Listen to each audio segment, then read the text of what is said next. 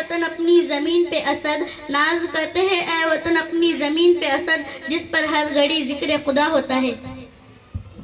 अस्सलामु अलैकुम वरहमतुल्लाहि वबरकातुह। चला करूया संविधानाचा आदरास, चला करूया संविधानाचा आदरास, ज्याने दिला आपणा जगण्याचा शिकण्याचा अधिकार।